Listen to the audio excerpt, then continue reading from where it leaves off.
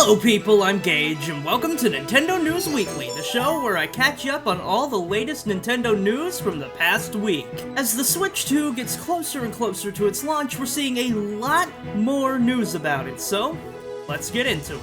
Some games on Switch 2 may support a USB mouse. Koei Tecmo's Nobunaga's Ambition Awakening Complete Edition, God that's a long name, is confirmed to support a USB mouse. There were a few games on Switch 1 that supported the mouse and keyboard, but I think it's more interesting here because the Switch 2's Joy-Cons already have mouse features. Nintendo released an update for the Nintendo Today app that prevents people from filming the promotional videos on the app. I find this to be overall a bad thing for Nintendo. Sure, some people might download the app to have access to what is now completely exclusive promotional material, but at the same time, I don't think people will care enough to do that. I think, if anything, this will only hurt Nintendo because they're intentionally stomping out discussions between fans who have shared content online. Wouldn't Nintendo want this news they're sharing through the Nintendo Today app to actually get out there?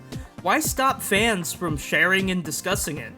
This just feels like Nintendo's weird overprotection of everything creeping back up again. Switch 2 systems have now arrived in several stores. There's even an image out there of 20 or so of the consoles sitting in a cage in the middle of a Target. There's also already an unboxing video out there that Nintendo seems to be trying to bury into the ground. Nintendo is releasing a new update for the Nintendo 64 Nintendo Classics app.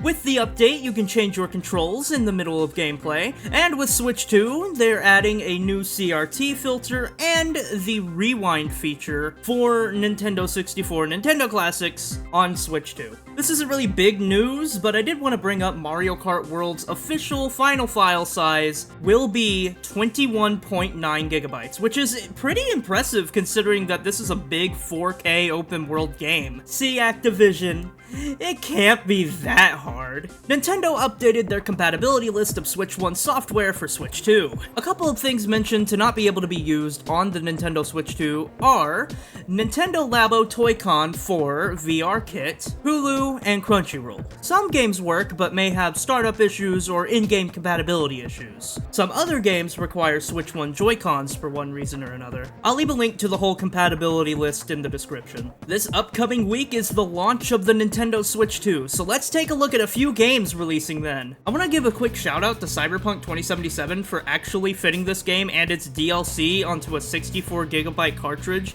instead of going with a game key card. That is so cool. This game is available on launch day. The Switch 2 editions of The Legend of Zelda Breath of the Wild and Tears of the Kingdom will be available on launch day, and both upgrades are included in the Nintendo Switch Online expansion pack. Nintendo Switch 2 Welcome Tour will be $10 on the Nintendo eShop on launch day. I have a whole rant video about this game, so watch that if you wanna, but also, if you guys really want me to check this game out, let me know. Finally, the big boy! Mario Kart World is also releasing with the Switch 2. Now for question of the week, what character will you be maining in Mario Kart World?